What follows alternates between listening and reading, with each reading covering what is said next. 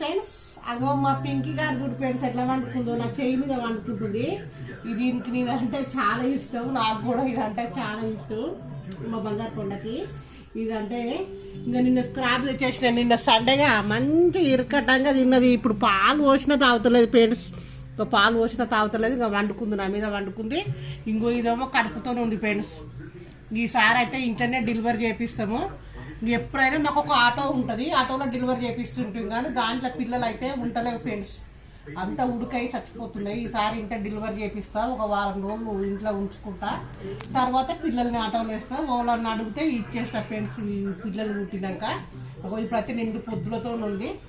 ఇంకా నేను ఈ పింకీ గాడు అయితే ఇంకా నన్ను ఎక్కువ ఇష్టపడేది ఈ పింకీ గాడు. ఇప్పుడు నేను కాబట్టి 5 సంవత్సరాలు అవుతుంది ఫ్రెండ్స్.